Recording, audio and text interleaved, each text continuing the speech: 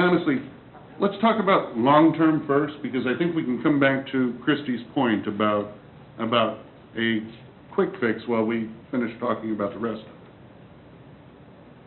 So, Heath, you were getting ready to say something, and I was running my mouth. That's okay. I'll probably do the same.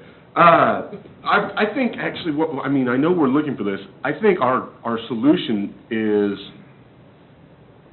a mixture of 2 and 3. And, when I asked to have a work session in place, I wanted to hear the input from Bill and the EUB of how they think this is going to impact Gardner and the citizens of Gardner, and having some advisory board roles within it, because we can do both. It doesn't have to be all or none, but still leaving some powers to operate independently and make independent decisions for the future success of what they have in mind. I think that's where the solution lies, and I think that's a long-term solution. I think the legal or extra-legal, whatever the term we're using, I think those holes can be closed. They've drafted an ordinance that's already done so, but I think what that did, and what we didn't allow to happen that night, is hear from the individuals that have lived in that world for the past 5 years and say, how is this going to impact me as a homeowner, not as a council member, but as a ratepayer, and how will this decision affect them? And that's what I wanted to get tonight, and that's the direction I wanted to find.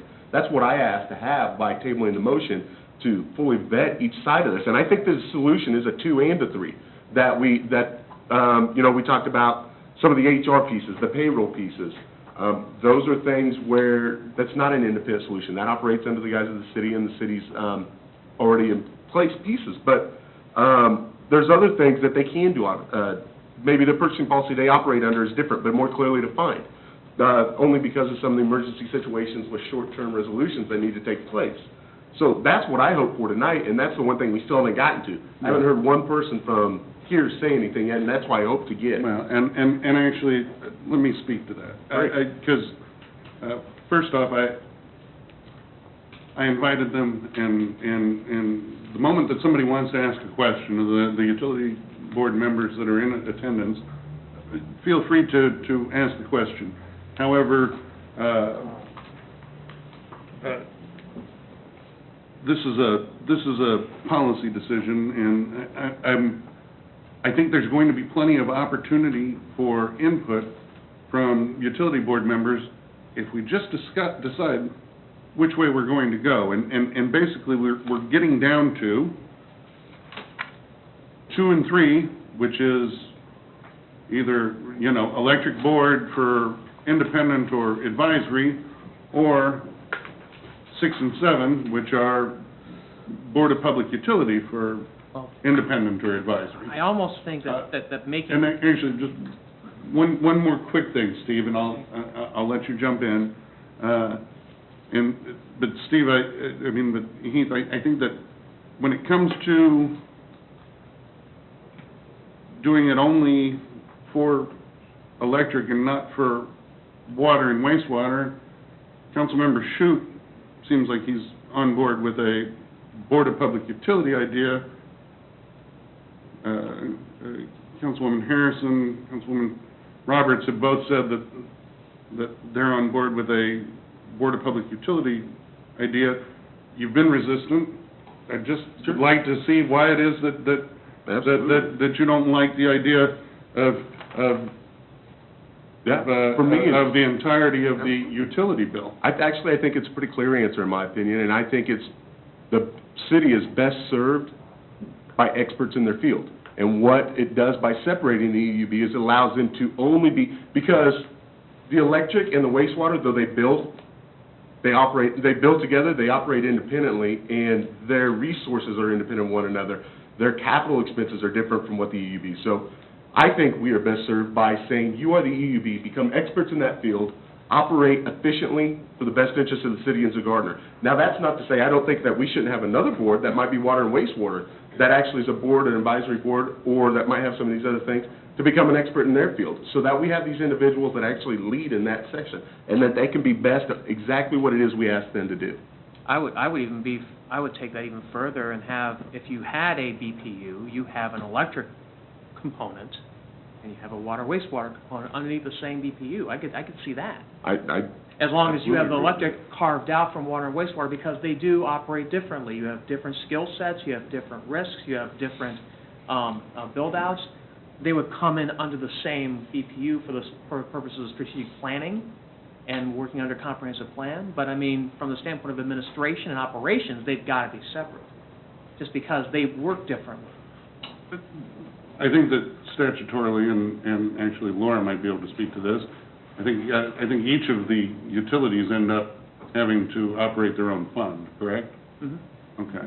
And that And would when still be the and when it comes to, let's say, water and electric, I mean, there's generation, which you generate clean water, you generate electricity, you transmit it through pipes or through power lines to the homes as safely and reliably as you possibly can. When you make the wastewater, that's getting transmitted to someplace where it's being treated, and then it's being released back out into, the tributaries that are around Gardner. The difference is, while the scope and the cost involved with running water and wastewater is probably more profound, I think the basic tenets of generation and transmission are pretty similar. Well, my counter to that would be is, we evidently think they're unique enough to have a different head, a different director of each. They don't share those responsibilities at the director level. So evidently, there's a uniqueness in there that needs to be identified, and that's why I think those boards come into play. Yeah, well, and in Kansas City, Kansas, they don't have a water board and an electric board. They have a Board of Public Utility. In McPherson, they've got a Board of Public Utility. In Clay Center, they've got a Board of Public Utility. But it's not just there. There's 97% of the electric is run by the cities, like Ottawa, where Richard Neinstedt, who's the city manager down there, and who's won awards for lifetime achievement, he has a utility director. And the water and wastewater people and the electric people, they report to the utility director reports to the city manager. That's a different solution. That'd be option 8 then on the list. Option 8 is selling, so option Yeah, 9. so that would be. Well, that would be option 9, but that's. All right, that would be number 9, so. But you've got, the idea that there could be a utility director that oversees all of those and reports to a single board is not a new idea. On top of that, I talked with Colin Hanson, who's the head of Kansas Municipal Utilities. Colin is based in McPherson, but he came here from Iowa, and he's been in utilities all his adult life. And in Iowa, and my friend Jack's back there, he's from Iowa, he says that, he says that over 50% of the Iowa public utilities are run with a board. Mm-hmm. I've also heard the same thing, a similar number for the state of Minnesota. Mm-hmm. This is not an original idea. What's your point, though? I mean, you're My point, pulling out 2 states and saying we should adopt your No. way of thinking because 2 states that you picked, I'm handpicked, saying it's are- not an original idea. The original idea is that 97%, and you stated it several times, they all operate their utilities in the manner that we're currently operating them, except for the EUB. That's what I keep hearing, is 97% of the people out there are doing things in a legal manner and allowing council members to make those decisions, because it seems to me that we all make those decisions pretty well. Otherwise, some of us wouldn't have been reelected at least, and certainly some of us had 2 opportunities to be elected over the past few years, and probably wouldn't have if people didn't place their trust in us. So I guess, True. what is it you're, I guess And, I well, understand. and one of us ran 2 consecutive times on trying to establish some kind of board policy for water, wastewater, and electric. And I gather that that's a very important solution in search of a problem for you, but that doesn't solve the problem at hand, and neither does, I just found my email on Friday. I guess I didn't discern that there was the addition of a few words in there.